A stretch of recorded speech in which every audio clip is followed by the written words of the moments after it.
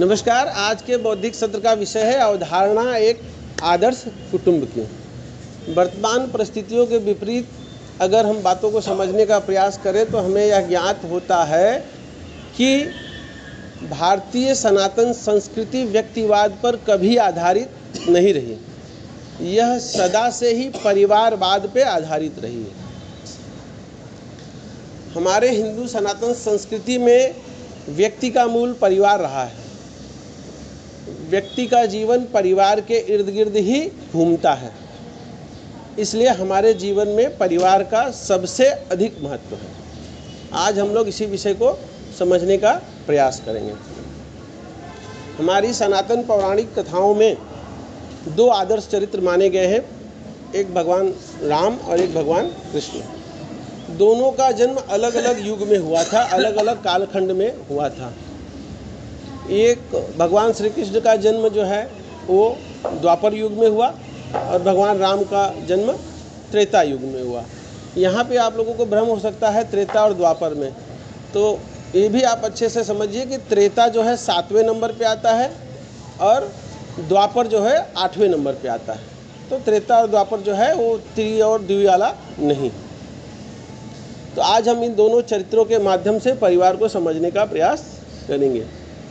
अगर आप संसार के साथ कैसा व्यवहार करें यह जानना चाहते हैं तो आपको भगवान श्री कृष्ण का अनुसरण करना चाहिए। वहाँ से आपको व्यवहार समाज के साथ क्या किया जाए, संसार के साथ क्या किया जाए, यह ज्ञान आपको वहाँ से मिल जाएगा। लेकिन अगर आपको परिवार के साथ कैसा व्यवहार करना है, अगर आपको यह जानना है तो आपको श्री राम के आचरण का, उनके जो है व्यक्तिवाद का, उनके जो है परिवारवाद का आपको अनुसरण करना पड़ेगा। यह मार्गदर्शन आपको वहीं से मिल सकता है। परिवार को लेके रामचरितमानस और रामायण और राम के चरित्र की क्या अवधारणा रही, उन चीज़ों को मैं आप लोगों को बताने का प्रयास करूंगा। मोटे तौर पे आप लोग जानते तो हैं ही हैं, लेकिन मैं जिस तरीके से बताने का प्रयास करूंगा वो शायद आप लोग नए फ्लेवर में आप लोग उस चीज़ को महसूस करें। परिवार को लेके राम की अवधारणा क्या थी, राम का चरित्र क्या कहता है, इसको आप समझने का प्रयास करिए। जब जब भगवान राम के परिवार के ऊपर संकट विपत्ति आई तब तब भगवान ने सामान्य गृहस्थ की भांति आचरण किया, सामान्य गृहस्थ की भांति ही वे रोए।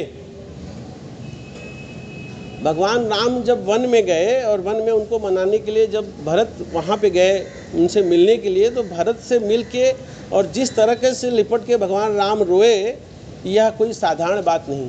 यह जो है इतनी बड़ी बात हो गई कि राम भरत मिलाप सारी दुनिया के लिए जो है एक मुहावरा बन गया। जंगल में, वन में जब राम को राजा दशरथ की मृत्यु का समाचार मिला तो राम सामान्य बालक की भांति फूट फूट कर रोए। सीता माता का जब हरण हुआ तो राम सामान्य गृहस्थ की भांति जंगल पेड़ पौधों से, पशु पक्षियों से भी उनका पता पूछते रहे, उनसे लिपट कर रोते रहे। सीता माता की खोज के लिए उन्होंने सारी धरती को नाप डाला। सीता माता को अपहरण से मुक्त कराने के लिए भगवान राम उस समय के सबसे प्रतापी राजा रावण से लड़ने के लिए अकेले ही चल पड़े।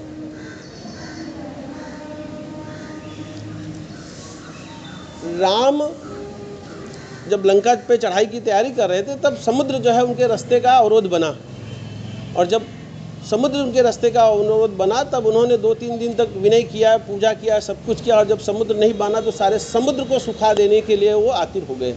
यह अपने परिवार के प्रति एक आतुरता दिखाता है कि हमको किस हद तक मरने मिटाने को जो है तैयार हो जाना चाहिए। समुद्र अगर सूख जाता तो सारी दुनिया खत्म हो जाती, लेकिन अपने प्रेम के प्रति, अपने जो है परिवार भाव के प्रति उन्होंने इस चीज़ का भी जो है तनिक भी भान नहीं किया कि मैं क्या करने जा रहा हूँ, समुद्र को सुखाने के लिए तैयार हुए। मैं जो चीज़ें बता रहा हूँ जानिए कि परिवार के लिए हमें क्या क्या किया जा सकता है।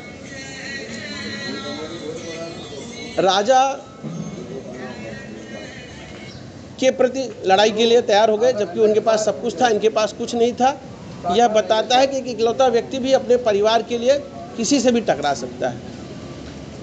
मेघनाथ का शक्ति बाण जब लक्ष्मण जी को लगा और लक्ष्मण जी जब मूर्छित हो गए तो भगवान राम अपने भातृ प्रेम के लिए जमीन पर बैठ के लक्ष्मण का सर अपने कंधे पर रख के रात भर तड़पते रहे। यह सारी बातें यह बताने के लिए मैंने आपको बताने का प्रयास किया कि जब एक देवता, इतना बड़ा महापुरुष जो है अपने परिवार के लिए इस तरीके से सामान्य स्थितियों से गुजर सकता है, तो हम आप बेकार के अहंकार में, बेकार के द्वेष में, बेकार की बातों में उलझ के अपने परिवार में हम लोग बेवजह जो है द्वंद्व पैदा करते हैं। इसी बात को दूसरे तरीके से समझे। न्याय की दृष्टि से अगर जीवन को जीना चाहे तो रामायण क्या कहता है? न्याय की दृष्टि से राजमाता कैकेयी का दुराचरण के कारण उनके ऊपर राजद्रोह का आरोप बनता था। उन्होंने राजद्रोह किया था। एक राजा ने किसी को जो है साम्राज्य सौंपने का एक प्रक्रिया चालू किया और अंतिम समय में उन्होंने सारे खेल को बदल दिया। यह राजद्रोह के आरोप में आता था। राजमाता कैकेयी के दुराचरण के कारण तब के तात्कालीन सम्राट को अपने प्राण से हाथ धोने पड़े। राजा दशरथ की मृत्यु हुई। राजमाता कैकेयी के दुराचरण के कारण ही तब के भावी सम्राट को 14 वर्ष तक वन में काटने पड़े। राम को वन जाना पड़ा, भावी सम्राट थे। राजमाता कैकेयी के दुराचरण के कारण ही सीता माता को 1 वर्ष तक अपहरण में भोगना पड़ा। इतने सारे दुराचरण के बावजूद राम जब वन से अयोध्या आए तो सबसे पहले उन्होंने कैकेयी से मिलना उचित समझा। कैकेयी से मिले, कोई राग नहीं, कोई द्वेष नहीं, किसी प्रकार का कोई मलाल नहीं, बिल्कुल प्रेम भाव से परिवार के हिसाब से माता से मिले। और भगवान राम के कहने के बाद उस परिवार के सारे सदस्यों ने कैकेयी को बिल्कुल बिना किसी विचार, बिना किसी मंत्रणा, बिना किसी जो है लाग लपेट के सबने क्षमा कर दिया। यह न्याय की दृष्टि से जो है एक बात जो हमें समझ में आती है कि न्याय क्या कहता है। माता है तो माता है, इसमें फिर आपको बाकी की चीज़ों का जो है कोई महत्व नहीं रह जाता। नैतिकता के दृष्टि से समझिए कि नैतिकता क्या कहती है।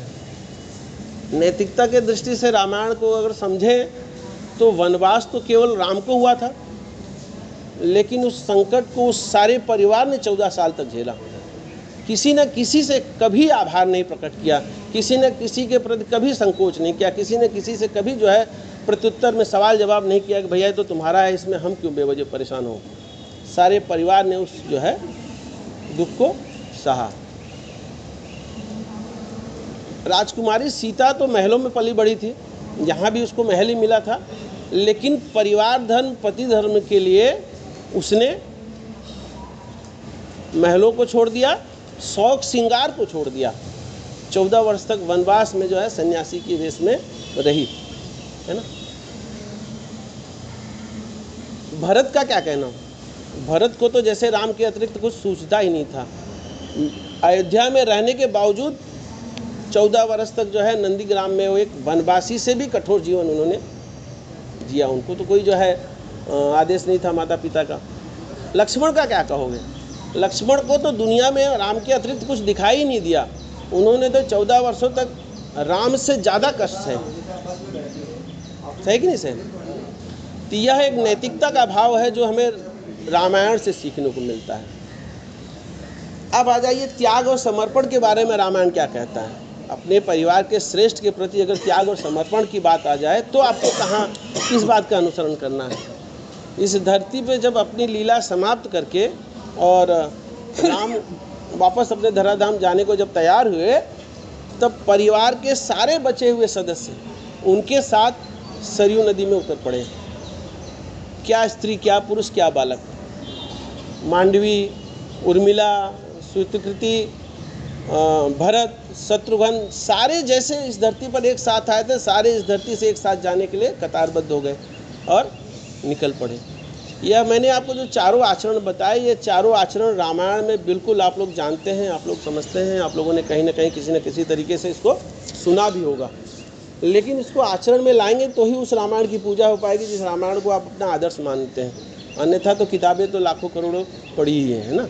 रामायण भी एक किताब ही है, इसके अलग तो वही है जो आप उसको जानोगे, मानोगे, पूजोगे, है ना। तो रामायण जो है, जो चीज़ें हमें सिखाती है उसे केवल सीखना ही नहीं, उसको हमारे आचरण भाव में भी लाना है।